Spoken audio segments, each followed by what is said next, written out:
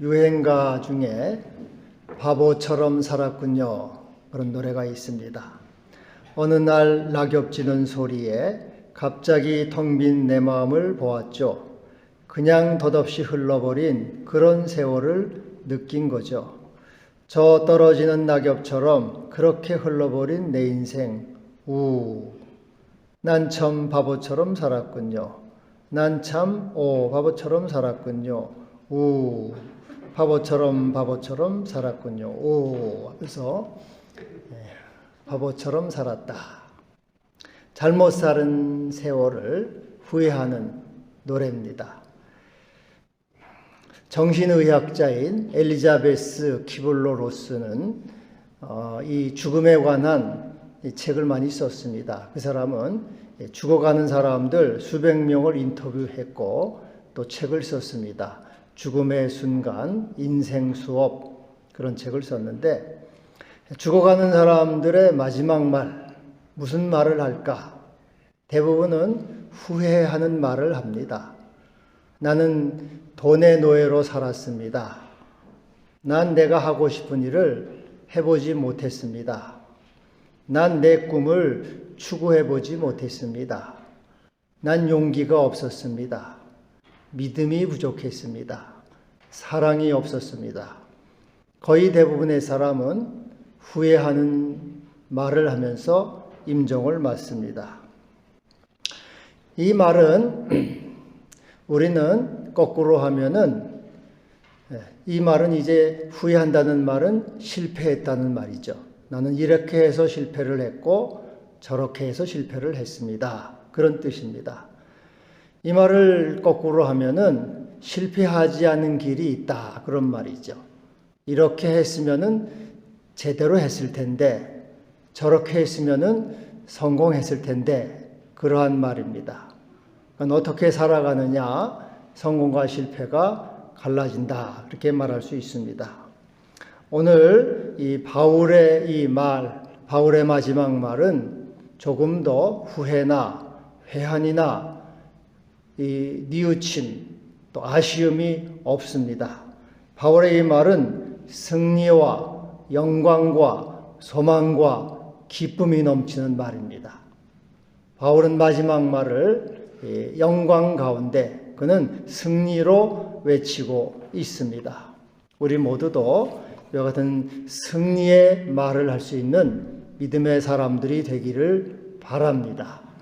바울은 세 가지 말을 하고 있습니다. 나는 선한 싸움을 싸웠다. 선한 싸움을 싸웠다. 여러분, 인생은 싸움의 연속입니다. 우주 삼라만상은 계속 싸우고 있습니다. 산의 나무를 보세요. 나무들은 다 위로 햇빛을 향해서 곧바로 자랍니다. 높이 올라가야지 살 수가 있는 거죠. 햇빛을 보고 살려는 싸움입니다. 땅속을 보세요. 풀뿌리 잡초들도 서로 뿌리가 뒤엉켜서 있습니다. 양분을 먹고 살려는 싸움입니다. 또 짐승들 세계는 어떻습니까? 약육강식, 서로 물고 먹고 그래서 살려는 끝없는 싸움으로 되어 있습니다. 우리 몸속은 어떻습니까? 우리 몸속에는 백혈구가 있지요. 이 백혈구는 밖에서 들어오는 이 세균, 바이러스, 또 코로나 감기 바이러스 이런 것들 싸워서 살려고 하는 끝없는 투쟁을 하고 있습니다. 그래서 이 우주 모든 삼라만상은 싸움입니다. 나는 싸우기 싫어요. 나는 평화주의자입니다. 그렇게 말하는 사람은 인생의 패배자가 됩니다. 직장에서도 패배를 하고 학교에서도 패배를 하고 모든 일에 있어서 패배자가 되는 거예요. 그건 기만입니다. 싸우지 않고서는 살 수 없어요. 바울은 나는 선한 싸움을 싸웠다 이렇게 말하고 있습니다. 선한 싸움이란 어떤 싸움일까요? 세상 싸움은 남을 이기고 남과의 싸움입니다. 남을 상대로 하는 싸움이요, 남을 누르고 이기는 싸움입니다. 그러나 선한 싸움은 내 자신을 향한 싸움이에요. 나를 이기는 싸움, 나를 상대로 하는 싸움입니다. 이 선한 싸움은 자신과의 싸움이죠. 우리 주님이 말한 대로 자기를 부인하는 겁니다. 자기를 부인하고 자기 십자가를 지고 자기를 이기는 싸움이죠. 잠언 16장에는 자기 마음을 다스리는 자는 성을 빼앗는 자보다 낫다. 자기를 이기는 자는 성을 빼앗는 자보다 낫다는 것이죠. 가장 중요한 싸움이요, 선한 싸움이요, 생명의 싸움입니다. 톨스토이의 글 중에서 악마라고 하는 소설이 있어요. 그 주인공이 예부겐이라고 하는 이 귀족 가문의 아들입니다. 그 영지 내에 스테파단이라고 하는 여자가 있었는데 이 예부겐에는 그 여자와 여러 차례 미래를 즐깁니다. 그 첫 애인이죠. 그렇게 그 여인과 미래를 즐겼는데 그는 이제 중산층의 한 여자를 만나서 결혼을 합니다. 정숙하고 현모양처 그리고 남편에게 헌신적인 여자입니다. 그래서 예부겐의 주인공도 자기 아내를 사랑하고 또 아내의 도움으로 영지 경영도 잘 돼가고 있습니다. 그런데 예기치 않은 일이 일어났습니다. 어느 날 그 영지 내에 저택을 수리하고 청소하는 일꾼들이 왔는데 그 중에 이 옛날 애인 스테파다니가 들어왔던 겁니다. 스테파다니를 본 순간 옛날에 그 마음이 생각이 나요. 자기는 다 잊어버렸다고 생각을 했는데 그 스테파다니와 함께 즐기던 그런 미래가 그 욕망이 막 속에서 꿈틀거립니다. 마음으로는 안 된다, 이건 아니다, 아내에 대한 배신이다 그렇게 말하지만은 이 몸은 그 스테파다니 옛 애인을 간절히 원하고 있어요. 그 애인을 못 잊어 하고 있습니다. 그래서 이 내면에서는 그 여자를 만나고 싶다, 안 된다 하는 이 두 가지가 격렬하게 싸움을 합니다. 갈등하고 방황을 하다가 그는 이렇게 말합니다. 이제 나에게는 두 가지 출구밖에는 없어. 아내를 죽이든가 아니면 옛 애인 스테파다니를 죽이든가. 더 이상 이렇게 살 수는 없어. 이 두 가지 출구밖에는 없는 거야. 그러면서 잠시 머뭇거립니다. 아, 그래. 제3의 출구가 있어. 그래. 자살하는 거야. 그들을 죽일 필요는 없어. 내가 죽는 거야. 그렇게 하고 이 예부겐에는 자살을 합니다. 그렇게 하면서 이 소설이 끝나요. 이거는 선한 싸움이 아닙니다. 패배자의 싸움이죠. 선한 싸움은 자기를 부인하는 것입니다. 자기 욕망을 죽이는 것이고 욕정을 죽이는 것이고 에고를 죽이는 것입니다.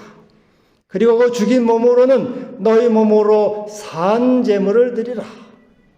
나는 살아서 제물을 드리는 거예요. 사랑을 드리는 겁니다. 용서를 하는 겁니다. 충성을 하는 겁니다.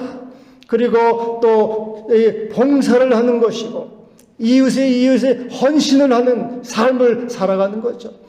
내가 내 욕망과 내 정욕과 내 삶을 내 자신을 위해 살았다면 이제는 이웃을 위한 봉사와 헌신과 사랑과 희생의 산 제물로 살아가는 삶. 이것이 선한 싸움이죠. 나 자신의 욕망과 나 자신의 이 야망과 나 자신의 이 더러운 쾌락을 위해서 살아간 그 삶이 이 선한 싸움은 주님의 나라와 또 이웃과 사랑을 위해서 살아가는 자기 자신을 산 제물로 드리는 싸움. 이것이 선한 싸움이요, 자기 부인이요, 생명의 싸움이 되는 것입니다. 이 소설 제목을 악마라 그랬는데 악마는 뭡니까? 악마는 그 주인공 예부겐이 마음속에 있는 그 욕망이 악마라는 거죠. 악마. 자기의 정욕을 즐기고 욕정을 즐기고 쾌락을 즐기고 자기 자신을 즐기는 그 악마를 죽이라는 거죠. 선한 싸움은 바로 이와 같이 자기를 부인하고 주의 뜻을 따라서 이웃을 섬기는 그러한 싸움을 말하는 것입니다. 제가 지난주에 주는 자가 복이 있다 이런 말씀을 드렸어요. 그래서 여러분, 우리는 이 주는 자, 직장도 나는 돈 벌려 나간다, 월급 받으러 나간다 하면은 이것은 따분합니다. 재미가 없잖아요. 나는 주러 나간다. 내가 가지고 있는 것을 주러 나간다. 내 지식을 주고, 내 기술을 주고, 내 젊음을 주고, 내 친절을 주고, 내 미소를 주고, 내 따뜻한 마음을 준다고 나갈 때 여러분은 주도적인 삶이 되고, 그리고 여러분은 이 마음이 얼마나 행복합니까? 그런데 이것은 여러분이 이제 만약에 하려고 하면은 잘 안 됩니다. 습관이 안 됐기 때문에. 그래도 이 선한 싸움은 이것이 옳은 길이기 때문에 계속 그렇게 나는 주는 사람이다. 사랑하는 사람이다. 섬기는 사람이다. 나 자신을 산제물로 드린다. 이러한 삶을 살 때 여러분은 존귀한 존재가 됩니다. 이 군계 일학이에요. 여러분, 그 윗사람이 탁 보면은 그 사람의 태도와 자세가 있기 때문에 벌써 눈에 띄어요. 아, 저놈은 보통 놈이 아니구나. 여러분이 그냥 월급이나 받으러 다닌다 그러면은 윗사람이 볼 때는 시시하게 보입니다. 그러나 여러분의 의식을 바꿔서 나는 섬기러 나가, 나는 주러 나가 하면은 여러분은 이 태도가 바뀌기 때문에 윗사람은 한 번에 알아요. 요셉처럼 존귀한 자가 되는 거예요. 이 선한 싸움입니다. 내 작은 욕심과 내 이 잠시의 편안함, 그래서 게으름을 내려놓고 어떻게 하면 내가 있는 것을 줄까, 섬길까, 나 자신을 산제물로 드릴까 하는 그 마음을 가질 때 여러분은 존귀한 자가 되는 거예요. 존귀한 자가 됩니다. 그것이 선한 싸움이 되는 것입니다. 바울은 내가 이렇게 선한 싸움을 싸웠다. 이 승리자의 외침을 하고 있는 것입니다. 또 하나는 달려갈 길을 마쳤다. 이렇게 달려갈 길을 마쳤다. 이 달려갈 길을 마쳤다는 것은 이제 마라톤 경기에서 정해진 코스를 다 달렸다는 것을 말합니다. 어제 금요일부터죠. 동계올림픽이 시작됐어요. 스케이트도 가고 하여튼 이 코스가 있잖아요. 1000m, 2000m 이렇게 있고 마라톤은 42.195km입니다. 다 달리는 걸 말해요. 끝까지 달리는 걸 말해요. 승리를 말하는 건 아닙니다. 포기하지 않는 거예요. 가다 보면은 힘들고 지치고 괴롭고 그래서 중도에 하차하고 싶어요. 그래도 끝까지 묵묵하게 나에게 맡겨진 것을 다 간 것을 말하는 겁니다. 이 바울의 연대기를 보면요. 바울이 주후 35년경에 회심을 합니다. 예수님을 다메섹에서 만나가지고 그가 예수의 사도로 돼요. 그래서 3차에 걸쳐서 이방의 선교사로 전 세계 유럽으로 이렇게 전도 여행을 떠납니다. 그렇게 해서 68년경에 로마 감옥에 갇혀서 68년경에 참수를 당합니다. 그런데 이 디모데후서는 참수당하기 바로 그전 68년에 쓴 거예요. 68년에 쓰고 68년도에 참수를 당했어요. 그래서 이 다윗은 자기 죽음이 바로 이제 눈앞에 다가온 것을 이렇게 안 겁니다. 내가 곧 죽을 거구나. 그래서 안 거예요. 그래서 내가 전제와 같이 벌써 부어졌다. 전제라는 것은 재물에다가 이 술을 따르는 것인데 마지막 의식입니다. 전제와 같이 부어졌고 나의 달려갈 길을 다 마쳤다. 난 33년 동안 주님의 종으로서 바울은 바로 회심 후에 즉시 예수가 주님이시다. 예수가 하나님의 아들이시다. 그가 우리의 그리스도이시다. 그의 구주이시다. 그를 믿음으로 영생을 얻고 구원을 받는다는 예수 복음, 그것을 34년 동안 수많은 그 역경 가운데도 그는 끝까지 이렇게 복음을 전한 거죠. 그는 하루는 루스드라에서 돌을 맞아서 죽다가 깨어났습니다. 그러면서 그는 그렇게 말해요. 하나님 나라에 들어가려면 많은 환난을 겪어야 할 것이다. 그러면서 바로 그 다음날 또 전도 여행을 떠나요. 돌에 맞아서 죽다가 일어났는데 바로 그 다음날 전도 여행을 떠나 이 불굴의 의지와 주님께 대한 충성심, 이와 같은 사람을 어떻게 우리는 흉내가 낼 수가 없죠. 그까지 나는 나의 달려갈 길을 마쳤다. 이 바울의 위대함을 볼 수가 있는 거죠. 그래서 우리 역시 나 자신도 나의 달려갈 길이 있는 거죠. 나의 달려갈 길, 사명자의 길이 다 있다 하는 것입니다. 여러분에게도 여러분의 맡겨진 길, 여러분의 사명, 임무가 있는 것입니다. 그 사명이 뭡니까? 바로 그것은 자기 십자가예요. 자기를 부인하고 자기 십자가를 지고 나를 따르라. 우리 예수님이 인류를 구원하기 위해서 십자가를 지시고 색죄의 제물이 되심으로 그는 자기의 길을 다 가셔서 구주가 되셨죠. 예수님도 자기 십자가를 지심으로 달려갈 길을 마치고 인류를 구원하는 구주가 된 겁니다. 그래서 우리 각자에게도 나의 십자가, 나의 달려갈 길이 있는 것입니다. 저는 목사로서의 십자가가 있어요. 목사는 뭐냐? 목사는 이렇게 여러분에게 하나님의 말씀을 증거하고 설교하는 게 제 십자가, 그렇게 생각을 합니다.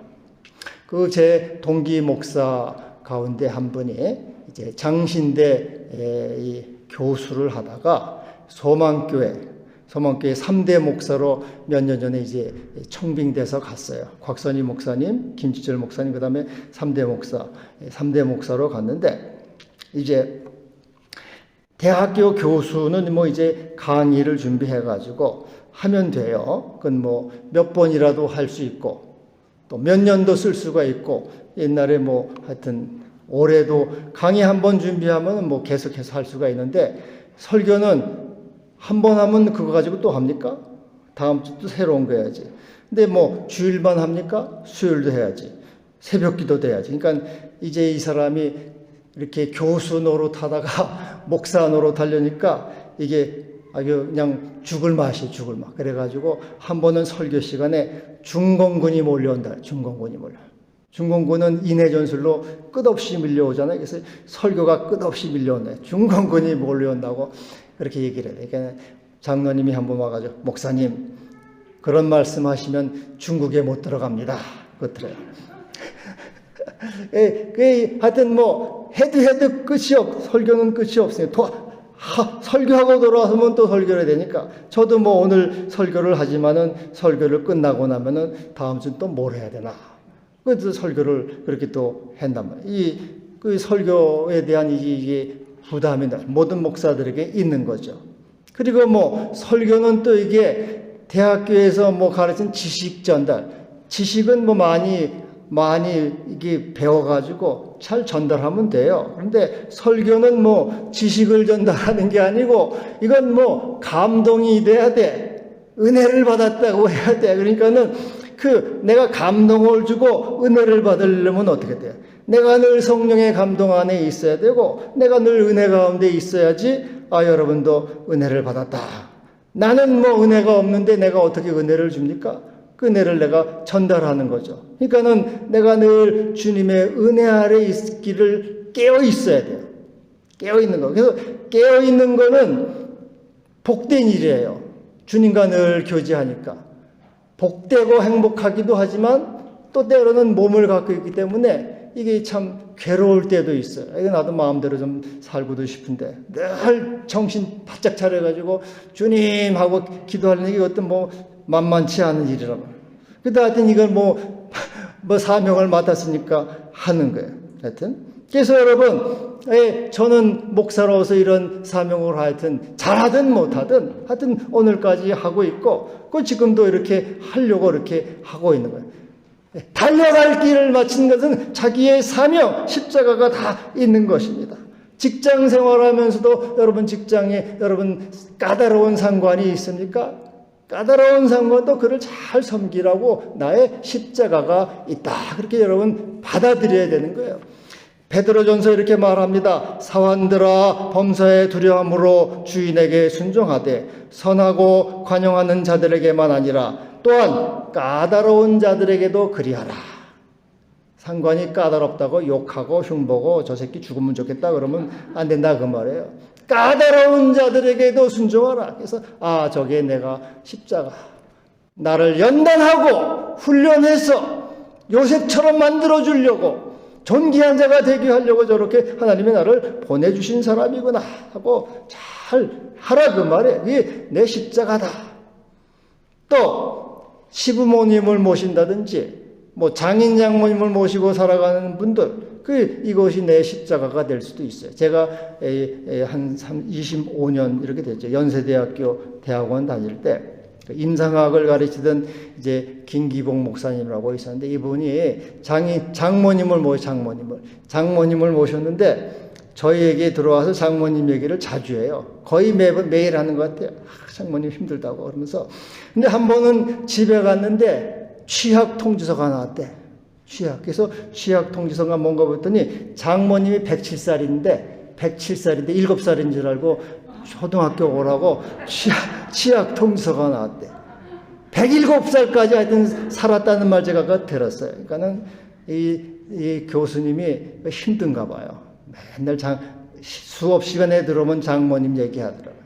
그게 자기 십자가예요. 지금은 돌아가셨겠지. 30년이 됐는데 거의. 그러니까 하여튼 여러분 이렇게 그걸 통해서 네 부모를 공경하라. 네가 땅에서 잘 되고 장수하리라. 하나님이 내게 복을 주시려고 하는 우리 주님이 십자가 후에 영광을 거둔 것처럼 내 사명을 감당하고 영광을 주기 위해서 더 상을 주기 위해서 의의 멸관을 주기 위해서 준비해 놓으신 나의 십자가다. 나의 달려갈 길을 내가 다 마쳤다. 내가 그것을 부인하거나 힘들다고 내팽개치거나 그것을 떠맡기지 않고 다 내가 졌다 그 말이죠. 또 여러분 가운데 이 병든 아내, 병든 남편을 모셔야 되는 사람들이 있어요. 그것도 내 십자가입니다. 이것을 내가 이놈 언제나 죽을까 그러지 말고 그를 잘 아내를 사랑하고 남편을 순종하고 여러분 그게 십자가라고 말했죠.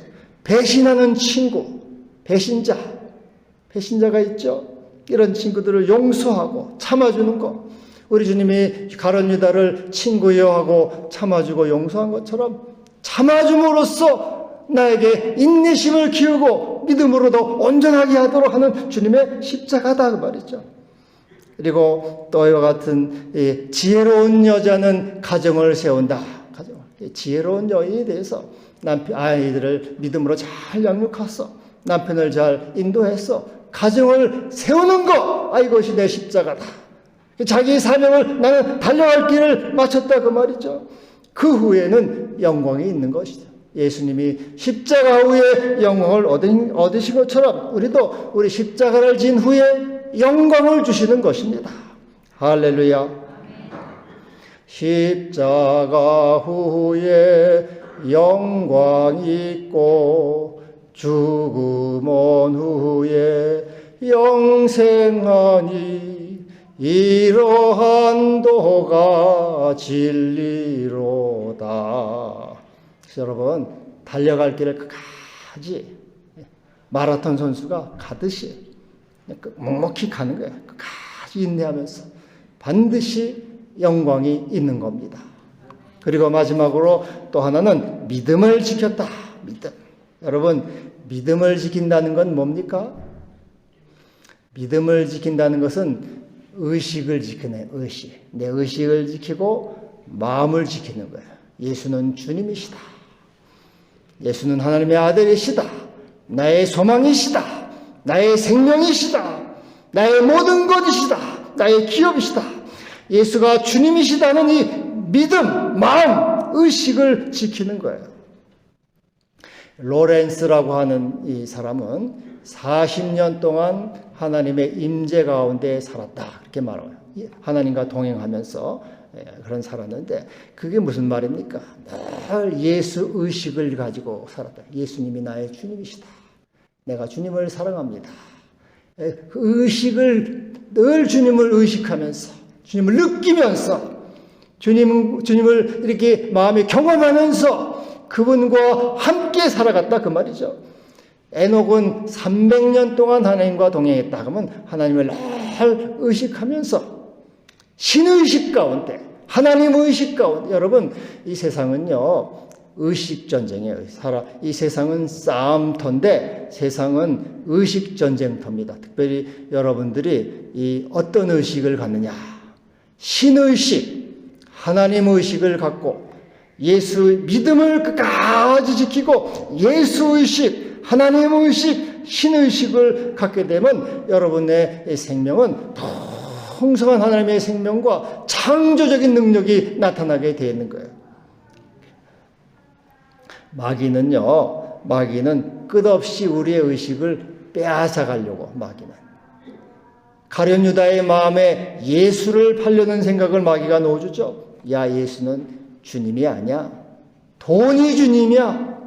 건강이 주님이야 하고 자꾸 마귀는 뺏어간데 예수가 나의 주님이라는 이 의식을 가지고 우리는 그 살아갈 때 풍성한 충만한 그런 생명을 누린다 그 말이죠. 유행가 가사 중에 나이는 숫자, 마음이 진짜 그런 게 있어요. 그런데 좀 바꿔서 하면은 나이는 숫자, 의식이 진짜입니다. 의식이 진짜. 의식만큼 사람은 살아가요. 세상은 이 나이 든 사람을 필요 없다고 쫓아버리잖아요. 당신 나이 먹었으니까 그만두셔 하고 세상은 나이 든 사람을 쫓아냅니다. 그러나 영적 세계에서는 그렇지 않아요. 나이가 들수록 더 영성이 풍성해지고요. 창조적인 능력과 생명의 능력, 의식에 따라서 그가 예수의식, 신의식 끝까지 믿음을 지키고 예수가 주님이라는 그 풍성한 의식을 가지면 충만한 생명이 넘쳐나는 사람이 되는 거예요. 여러분 아브라함이요 99세가 됐습니다. 99세면 이제 북망산 갈 나이인데 아브라함을 하나님은 그는 선지자다. 아비멜렉을 기도해줘요. 아비멜렉에게 기도해줘라. 아비멜렉을 기도해주니까 그들을 치료해 주시고 그들이 출산을 하게 돼요. 99세 아브라함은 이 의식이 신의식을 갖게 돼서 그 치료자, 선지자, 생명의 능력이 넘쳐나게 되죠. 이삭은 이제 100살이 돼가지고 나이가 눈이 어두워. 그러나 그는 아들에게 축복을 해줍니다. 야곱에게. 내 아들은 이렇게 축복해 주죠. 하나님은 하늘의 이슬과 땅의 기름짐이며 풍성한 곡식과 포도주를 내게 주시기를 원하노라. 만민이 너를 섬기고 열국이 내게 굴복하리라. 100살 때 그는 신의식을 그 의식은 더 높아져요. 나이는 많아졌지만 의식은 깊어져 가지고 아들을 축복해 주니까 축복 그대로 이루어지게 됩니다. 여러분 옛날부터 도사는 누가 도사입니까? 노인들이 도사입니다. 젊은 사람들의 도사는 없어요. 다 백발이 성성하니 수염이 대발이나 난 사람들이 도사입니다. 그래서 나이 많다고 나는 이제 나이 많으니까 필요 없네 그게 아니고 영적 세계는 그리스도 안에서는 나이 들수록 예수의식을 가짐으로 그에게는 생명의 능력이 넘쳐나요. 저도 나이는 많아가지만은 예수의식을 가지면 가질수록 창조의 능력이 더 많아지는 거예요. 그래서 여러분 나는 나이가 많아져서 나는 안 돼 그게 아니고 여러분 나이가 들수록 그는 주님께로 가까이 감으로 더 풍성한 생명이 되는 거죠. 아브라함, 이삭, 시므온, 안나 이런 엘리야, 엘리사 다 나이가 들수록 예수의식, 믿음을 지킴으로 그는 창조적이고 생명적인 사람이 되는 것이죠. 그래서 여러분 우리 새벽기도 나오는 우리 새벽기도 노곤사님들이 새벽을 지켜요. 나이는 권사님들은 그렇게 생각해요. 나이는 숫자야. 의식이 진짜. 여러분 권사님들 의식이 진짜예요. 예수의식. 예수 생명. 내 겉사람은 낡아지지만 속사람은 날로 새롭도다. 예수의 생명으로 새로워짐으로써 그 생명이 풍성한 생명이 되는 것입니다. 그래서 여러분, 세월이 지나갈수록 썩어질 육체에 투자하지 마세요. 썩어질 육체를 의지하지 말고 기대하지 마세요. 그것은 허무와 절망이에요. 나이가 들어갈수록 기도에 투자하고, 여러분 이 선한 일에 투자하고, 또 예수 의식에 투자하고, 믿음에 투자하고, 말씀에 투자하고, 또 전도에 투자하고, 위의 것에 투자하고, 성령에 투자하면 여러분은 유용한 생명이 되는 거예요. 나이가 들어갈수록 퇴물이 되는 것이 아니라 더 생산적이고 유용하고 쓸모있는 사람이 되는 거죠. 그리고 우리 젊은 사람들은 저 노인네 나이 먹었다 그렇게 무시하면 안 돼요. 저분들은 예수 의식이 많은 분들, 의식이 많아서 축복권, 선지자권, 생명권이 있다. 그래서 샌머리 앞에서 고개를 숙여라 그래. 노인 앞에서 고개를 숙이라. 젊은 사람들은 고개를 숙이고 존경하고 기도해 주세요. 나에게 기도해 주세요 하고 기도를 받아야 돼요. 왜? 그들은 평생 기도한 분이기 때문에 우리 주님과 가까워. 그래서 그 의식이 풍성하기 때문에 생명, 아브라함이 기도해 주니까 치료하고, 이삭이 기도해 주니까 축복이 임하는 것처럼 그 축복이 임하는 거예요. 그래서 여러분 나이가 들어갈수록, 세월이 갈수록 쓸데없는 이 육체는 이것은 썩어질 것밖에 거둘 수가 없어요. 자꾸 기도에 투자하고, 위의 것에 투자하고, 사랑에 투자하고, 믿음에 투자하고, 주님께 투자하고, 예수 의식에 투자할 때 나는 믿음을 지켰다, 끝까지 지켰다, 그러므로 의의 면류관이 내게 예배되었다, 선한 싸움을 싸움으로 영광의 면류관, 생명의 면류관이 내게 예배되었다, 영광스러운 믿음의 삶을 다 걸어가야 되겠습니다. 기도합시다. 주여 감사합니다. 우리가 선한 싸움을 싸우고 나의 달려갈 길을 마치고 끝까지 믿음을 지켜서 모두 다 의의 면류관을 누리게 하옵소서. 예수님의 이름으로 기도하옵나이다.